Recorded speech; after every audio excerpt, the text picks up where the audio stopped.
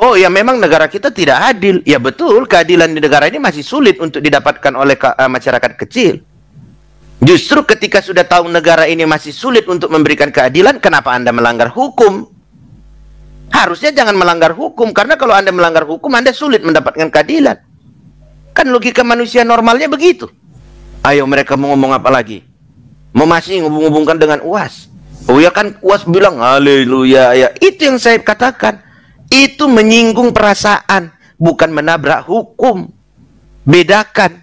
Ya hadi ya bashir ya tabibi ba'di Allah khairul khalqi jami'an lahu amana sidi wal marati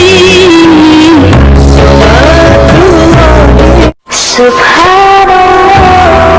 Once again, Bismillahirrahmanirrahim. Assalamualaikum warahmatullahi wabarakatuh. Kaum muslimin yang dirahmati Allah, semoga Allah senantiasa curahkan segala rahmat, segala nikmat yang berkepanjangan dan tiada berhujung dari dunia hingga akhirat, nah insyaallah. Dan Allah pun kumpulkan kita para kaum muslimin di bawah naungan aras Allah beserta para nabi, beserta para orang-orang yang Allah kasihi, Allah sayangi, Allah cinta, insyaallah di bawah naungan aras Allah kelak di mana tiada naungan selain daripada naungannya, insyaallah. Amin amin Allahumma amin. Kaum muslimin, pada kesempatan sore hari ini saya akan mengunggah sebuah video di mana video ini mengisahkan tentang bagaimana tentang masih perihal masalah Bang Bob ya, yang dimana Bang Bob ini menunjukkan persaudaraannya kepada umat muslim ya, selalu membela umat muslim dan selalu membela agama Islam ya. Jadi kita dapat bedakan membela umat muslim dengan membela Islam ya. Kalau membela Islam itu membela ajarannya ya, membenarkan ajarannya, dan kalau membela umat muslim itu membela individunya ya, artinya membela oknumnya, manusia yang beragamakan Islam begitu. Oke, demikian kaum muslimin videonya. Emang Abdul Somad bisa ditangkap berdasarkan bacotnya Saifuddin? Nggak bisa. Nggak ada orang bisa ditangkap di negara ini hanya gara-gara pendapat seseorang atau berdasarkan pemikiran Saifuddin atau siapalah itu, tidak. Seseorang itu ditangkap dan diproses secara hukum harus sesuai dengan ketentuan berdasarkan hukum. Karena perintah menangkap, perintah memproses, perintah menindak itu adalah perintah undang-undang. Gitu loh. Jadi bukan perintah ada salah satu umat beragama di Indonesia atau kelompok beragama di Indonesia, nggak ada itu.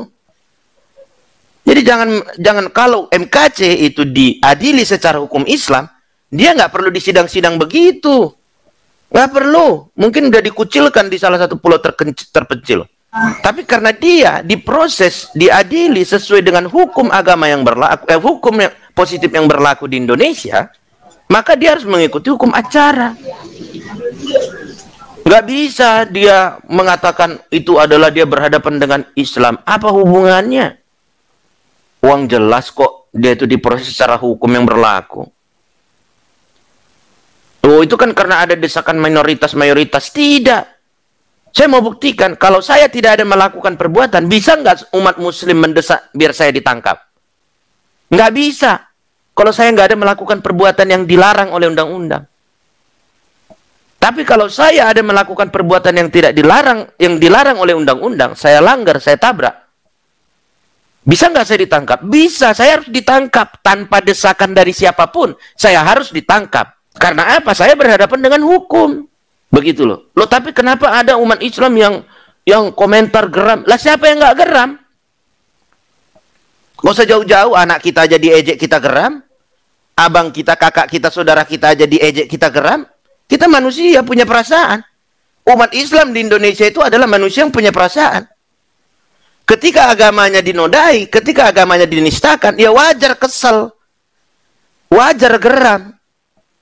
Tapi apakah umat Islam itu mengesampingkan hukum di negara ini? Tidak. Tetap hukum itu yang dikedepankan. Begitu loh. Apa ada langsung yang jemput MKC? Gitu. Tanpa hukum. Enggak, polisi yang nangkep. Polisi yang nangkep itu. Bukan ormas atau kelompok masyarakat yang nangkep. Enggak. oh dihubung-hubungkan MKC itu dibaptis, membaptis tahun 2002. Itu apa hubungannya? MKC dipidana sekarang ini, diproses ini sekarang bukan karena membaptis orang, karena melanggar undang-undang. Buktinya Saifuddin Ibrahim ngakunya sudah membaptis puluhan orang. Emang dia ada dipidana? Enggak kan? Sekarang juga mau berapa orang dicelupin ke dalam air, mau ditenggelamkan, mau dibaptis, mau diapakan, itu nggak ada urusannya dengan hukum pidana kok. Nggak ada kan? Itu loh. Jadi apa yang dikatakan Saifuddin ini justru nanti akan menjadi bom waktu bagi dirinya. Lihat saja. Nah, nanti dia mempertopengkan karena dia koordinator perkara MKC, makanya dia ditangkap katanya. Jadi orang-orang picik yang selalu bertopengkan orang lain, perilaku orang lain untuk menutupi kejahatannya, ya ini orang-orang picik ini. Berbahaya ini sebenarnya. Gitu loh. Kalau saya jemaatnya Saifuddin ini, mungkin saya udah mengundurkan diri dari jemaat gereja dia ini. Nggak ada gereja dia, Bang. Nggak ada gereja dia tapi. Nggak kebayang kan?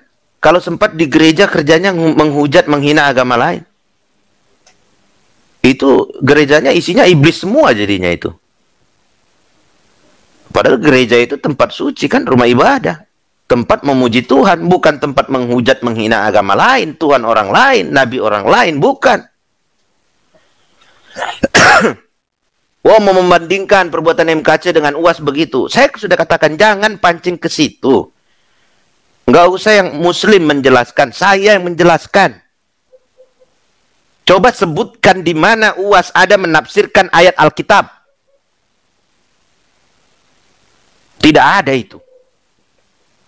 Coba sebutkan di mana UAS ada menafsirkan bentuk tubuh Yesus mengacu kepada ayat yang ada di Alkitab.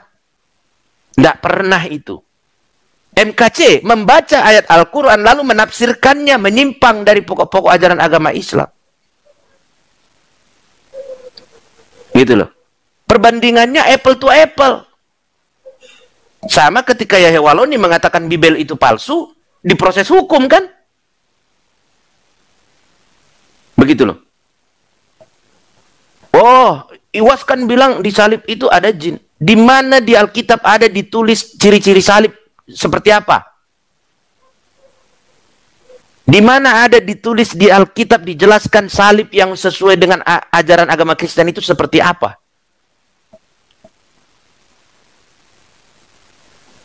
Nggak ada kan? Berarti apa? UAS tidak ada menafsirkan menyimpang.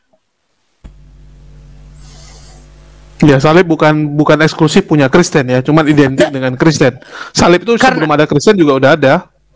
Artinya apa? Yang dikatakan UAS itu betul menyinggung perasaan. Betul. Membuat orang merasa dilecehkan. Tapi apakah melanggar hukum? Yang dialami KC bukan karena menyinggung perasaan orang lain. Tidak. Tapi karena KC melanggar hukum. Itu loh. Oh ya, memang negara kita tidak adil. Ya betul, keadilan di negara ini masih sulit untuk didapatkan oleh masyarakat kecil. Justru ketika sudah tahu negara ini masih sulit untuk memberikan keadilan, kenapa Anda melanggar hukum? Harusnya jangan melanggar hukum, karena kalau Anda melanggar hukum, Anda sulit mendapatkan keadilan. Kan logika manusia normalnya begitu.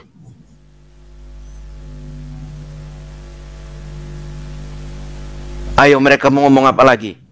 Mau masih ngubung-hubungkan dengan UAS? Oh ya kan, UAS bilang haleluya ya. Itu yang saya katakan. Itu menyinggung perasaan, bukan menabrak hukum. Bedakan. Bedakan. Sama kayak saya kalau dimaki-maki orang, dikatakan binatang, dikatakan ini, saya tersinggung. Lantas saya mau pidanakan pakai apa? Nggak ada pidana di Indonesia ini barang siapa menghina, memaki-maki seseorang, nggak ada itu. Tapi kalau saya dipukul, penganiayaan. Saya dipitnah, pencemaran nama baik. Itu ya. Harus sesuai hukumnya. Kalau sesuai keinginan kita, ya itu berarti suka-suka dong. Begitu. Kemudian kalau dihubungkan Saifuddin dengan Ahok, Saifuddin udah baca tidak apa putusan hakim? Apa sih pertimbangan hakim sehingga Ahok dihukum? Udah baca nggak belum dia? Dan banyak orang yang belum baca, sehingga seolah-olah Ahok itu dihukum bersalah itu dilihat dibandingkan hanya dari pandangan mereka terhadap Ahok.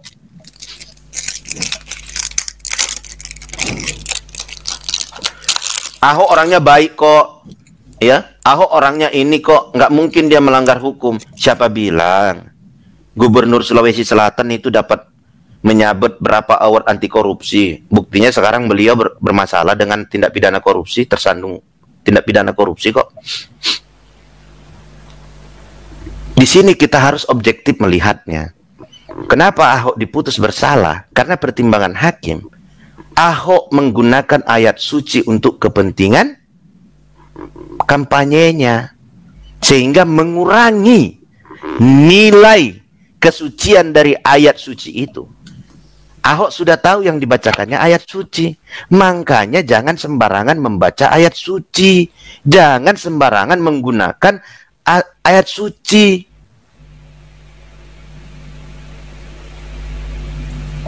Gitu loh. Oh ya, Ahok kan menceritakan ada orang yang untuk kepentingan politik yang mengatakan itu. Itu terserah orangnya. Laporlah orangnya. Itu loh. Ya jangan kita melakukan hal yang sama.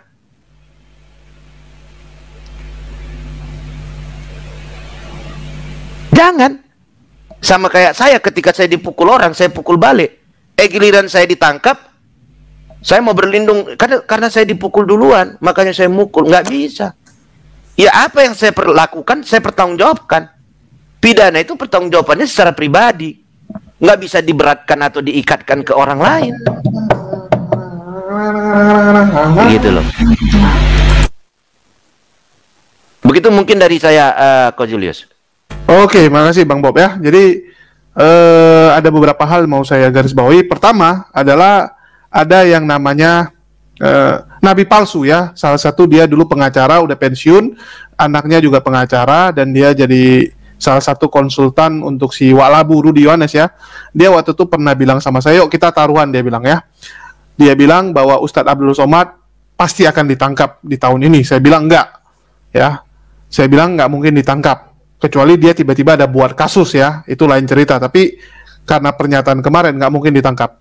Jadi ini udah tanggal 26 ya, memang masih ada 5 hari lagi ya. Mana nih Bang Nabi Palsu? Jadi kalau Bang Nabi Palsu nonton, jangan lupa Bang, janjinya ya. Jangan lupa Anda kemarin ada taruhan dan Anda kalah kalau nanti sampai tanggal 31 nggak ditangkap.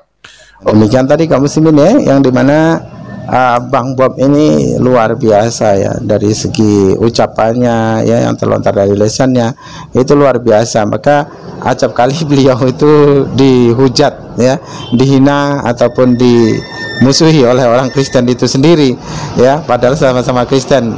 Dan banyak sekali orang yang berkata bahwasanya Bang Bob ini ya seorang pengacara Kristen tapi otaknya Muslim katanya. Nah, karena baguslah itu ya kalaupun dikata seperti itu. Karena apa? Ketika seseorang ya berargumentasi ataupun berpikiran dalam memakai ajaran Islam, maka kerasionalan dan logika ya, ilmiah itu diutamakan. Karena memang agama Islam itu agama yang mengedepankan akal sehat ya, mengedepankan logika sehat. Oke, demikian saja kaum muslimin yang dapat saya sampaikan. Saya akhiri video ini. Wassalamualaikum warahmatullahi taala wabarakatuh. Ya hadi ya bashir ya tabibi, da'bi Allah khairul khalqi